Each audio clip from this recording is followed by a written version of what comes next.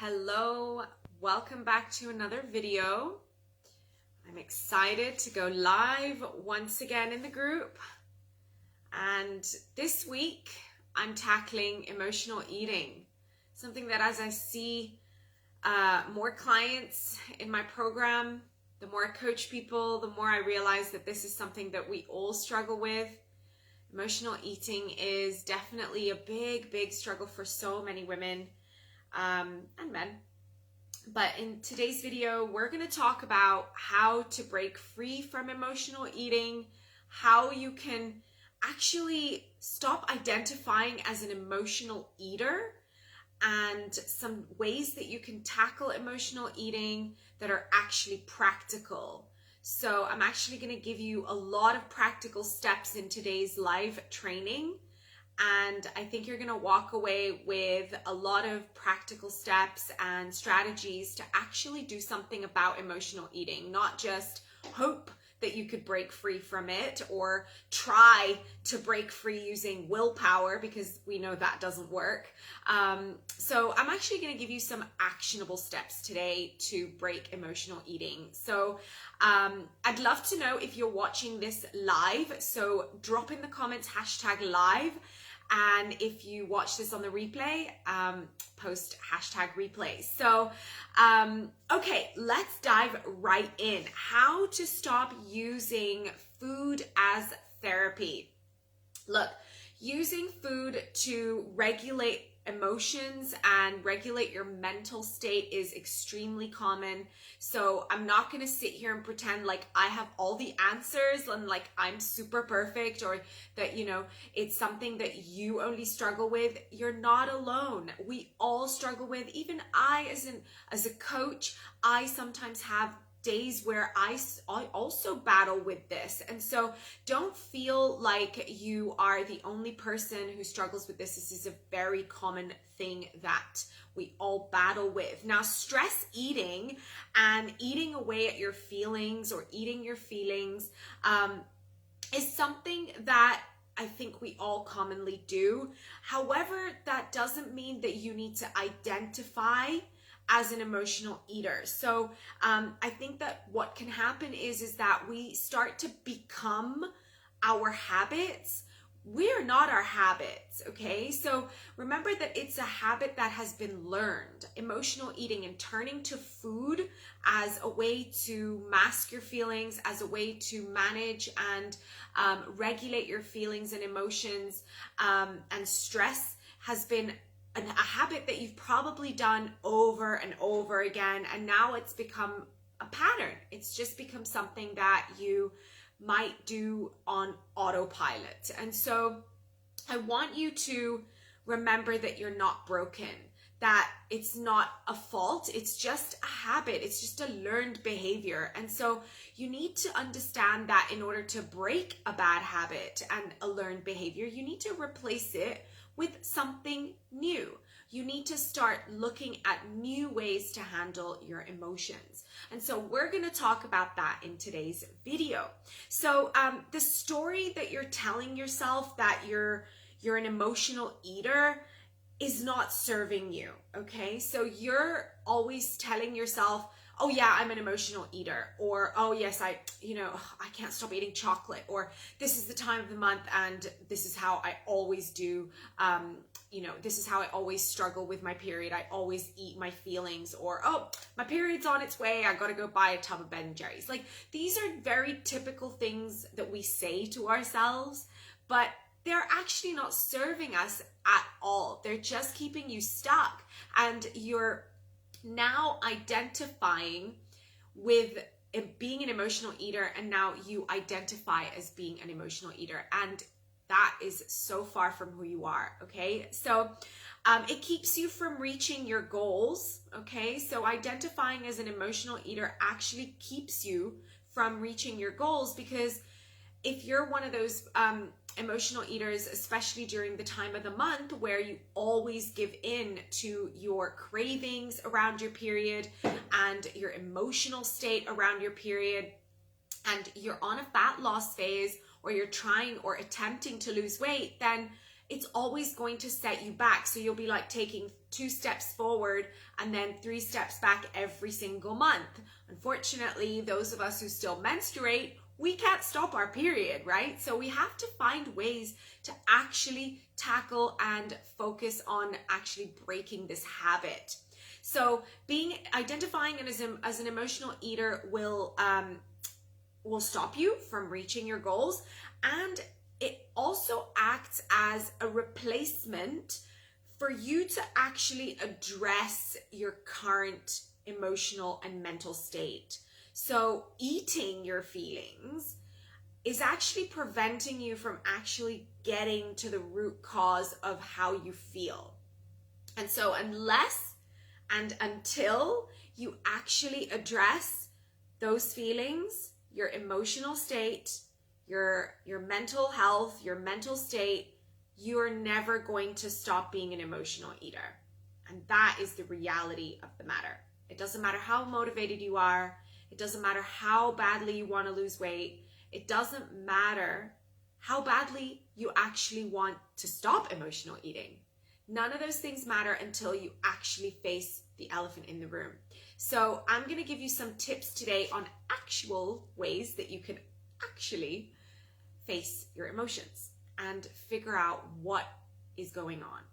All right, so like anything, breaking emotional eating is a skill that you need to learn. So if you have ever, learned to ride a bike, or you've attempted to learn a new language, you don't wake up tomorrow learning this new language, knowing this new language by heart.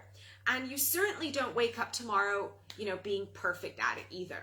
So don't expect that this journey to becoming someone who's in charge of their emotions and breaking away from emotional eating is not going to happen overnight. It's not going to be something that you wake up tomorrow and you know exactly what to do and know how to handle emotions. This is going to take time, especially if you've been an emotional eater for all your life, or you've been struggling with it for a very long time. So be kind to yourself and realize that it's going to take some time. So learning a new skill takes time, it takes practice, and it's the same with emotional eating. So let's get into 3 ways how to tackle emotional eating. So I'm actually going to give you some step-by-steps to tackle emotional eating. Step 1, you're going to keep a food journal. So if food journaling is not something that you've ever done before, now is the time to start. Believe me, it has changed my clients' lives, and it's changed my life too, especially when I was trying to break free from emotional eating. And I still do it today when I find myself eating my feelings. So food journaling is so crucial. So just buy a notebook and start journaling. Okay, so how do you actually journal? So step number 2, every time that you overeat or have an emotional eating episode, you want to record how you feel. You want to record how you feel. You want to record what you ate, whether you overate or whatever you ate at that moment. But most importantly, listen up, most importantly, you need to write down what triggered this episode.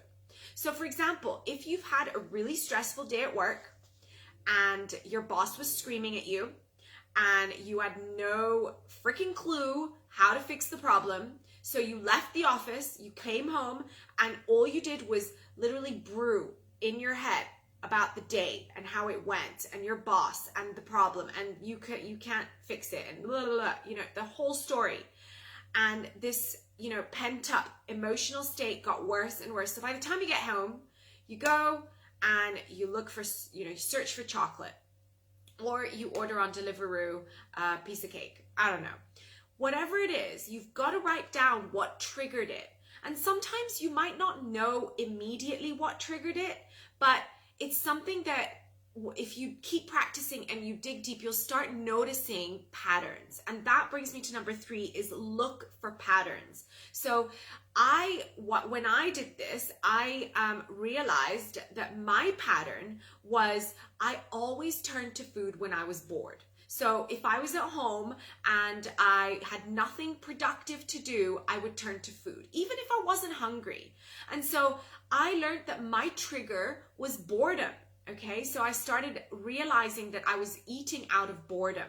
And another example that I discovered about myself is that I used to eat a lot out of sadness. So if I had any feelings of sadness, I would turn to food. So anytime I would feel sad, I will turn to food. And usually it was sweets. So I usually felt comforted by sweets. And so that is what I discovered through my own journey with emotional eating and food journaling.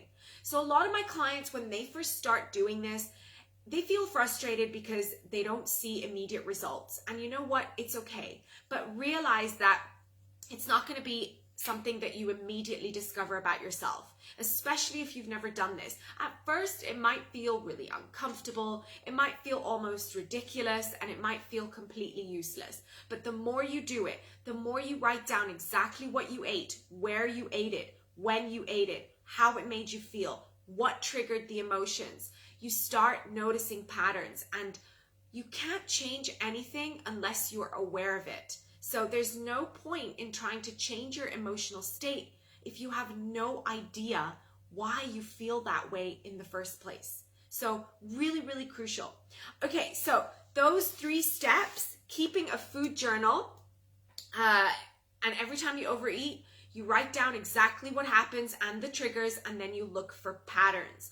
Now, I'm going to talk a little bit about the emotional eating cycle, because this is something that once you understand the cycle, you realize how damaging it is and how it's so hard to break out of this cycle. So the emotional eating cycle looks like this.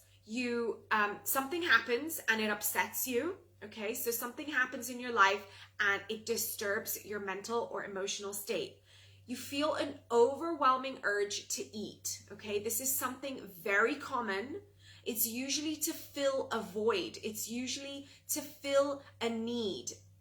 The need is not normally food though. Okay, so keep that in mind.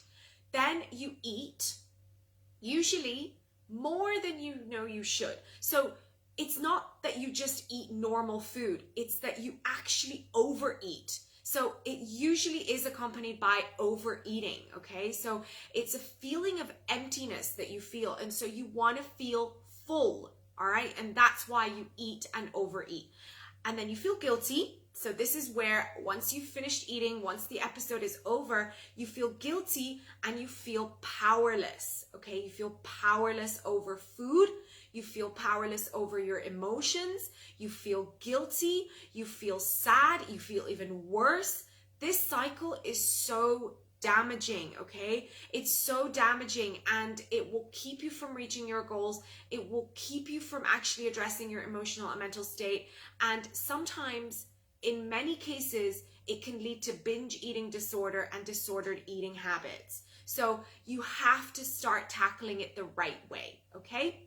So every time you overeat, you write it down, look for those triggers, and look for patterns. Now, we're going to talk about some steps to identify emotional eating behaviors, because sometimes you wonder, well, is it an emotional eating episode, or is it just that maybe I'm hungry, or maybe I'm, I don't know, something else. But usually it is emotional eating. So step number 1, practice identifying hunger. So hunger, real true hunger, comes from deep, deep, deep down into your stomach, okay? It's where you feel rumbling, where you feel a sense of emptiness in your stomach. It actually sometimes feels really uncomfortable. True hunger feels really, really uncomfortable. Sometimes if you leave it long enough, it can sometimes feel a little bit painful. So true hunger is that hollow feeling in the stomach, in the belly, so that when you feel real true hunger, you can eat. It's okay. However, when it's not true hunger, it's usually not, it doesn't come with that feeling of hollowness in your belly. It doesn't come with feelings of, like rumbles, and you don't really feel anything in your stomach.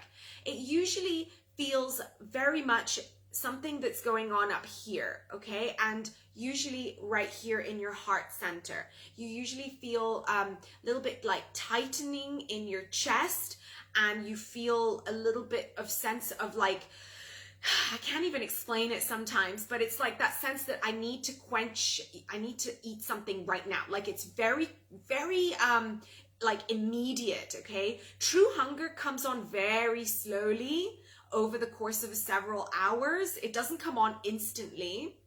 Whereas emotional eating, it's very instant, okay? It's very, very quick, it's very instant, and it's extremely uncomfortable in a sense that you need to quench it immediately. So notice that when you emotionally eat, are there any patterns? Are there any triggers?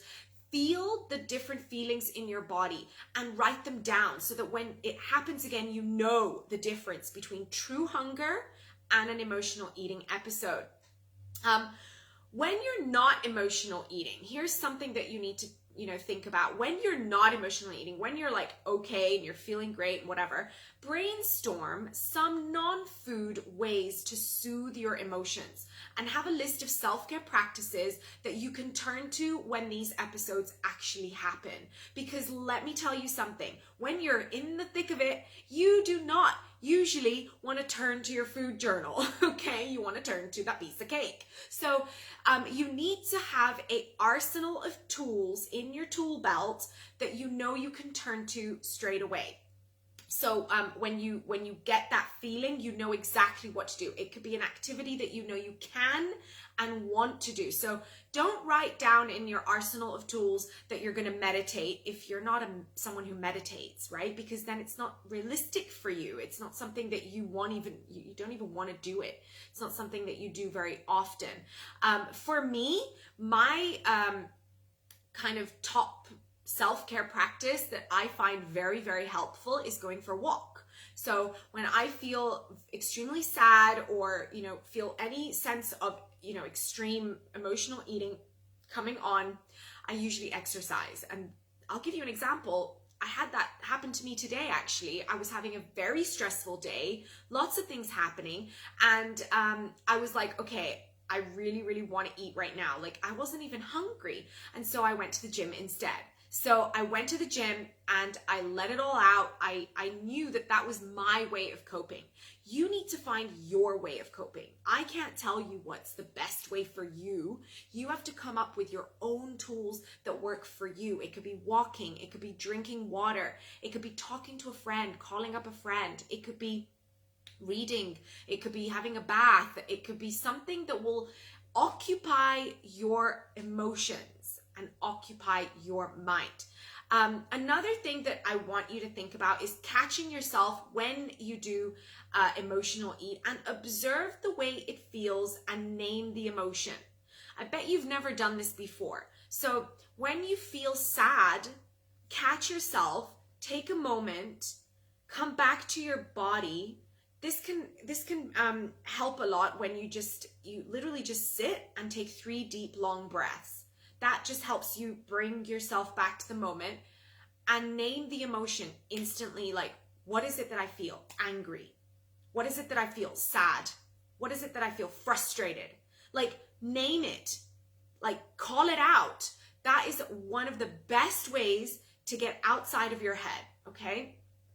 It really helps you to come back and centralize yourself, and naming your emotions is so, so crucial. Sometimes you don't even know what the heck you feel, right? So sometimes you feel a bunch of different things, right? So write them down, name them.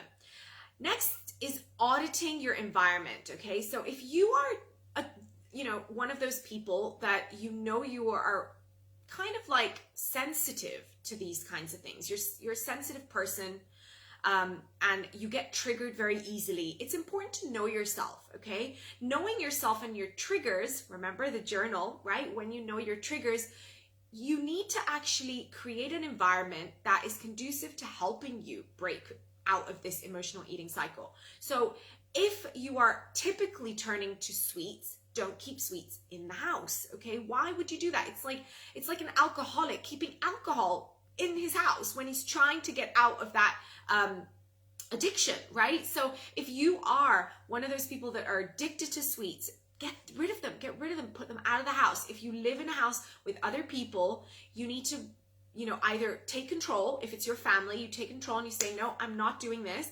Or you hide it or stack it away or put it somewhere that you can't find it, or you have to make, an effort to get it, like somewhere up in the attic.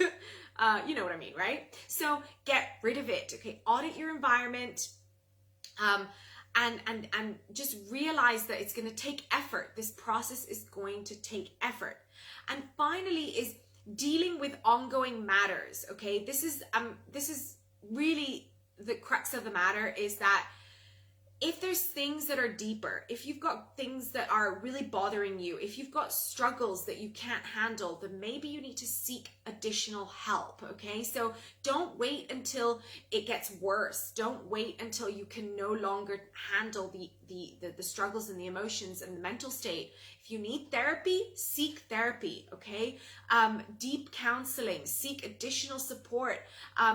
Don't wait until it can get into a binge eating episode or a disordered eating, okay? So if there's more to this than simple emotional eating, if you feel deep anxiety, if you have depression, or you struggle with bipolar or any other issues, please seek additional help. I could not end this live without telling you this, okay? So one real quick thing that I want to do is quickly recap what we talked about, okay? So we talked about the three best ways to tackle emotional eating. Number one, keeping a food journal. Number two, every time you overeat, write it down, write where you are, what did you eat, why you ate it, what were the emotions associated with that food, and the triggers, and then look for patterns, okay? And when you're looking for patterns, I'm not saying that you're literally scouring away, like, don't overthink this, okay? Don't try and be perfect. This is a self-discovery journey. It's gonna take time, and it's gonna take patience, and it's gonna take work, okay? It's gonna take a little bit of effort here. So remember that you are not your emotions. You are not you're not what you eat, okay? You're not an emotional eater. You have to stop identifying as an emotional eater, and you need to start realizing that it's something that you can break with. It's within your control. It will always be within your control. All right, so I hope this video has helped you. Let me know in the comments below. I see some questions. I'm gonna answer them when the video is over. Now, I do want to offer you guys something super amazing, okay? So if you're interested in what I have to offer, you can send me a DM, or you can comment down below a big fat yes, and it's the mindful eating worksheet, okay? I'm gonna send it to you through email.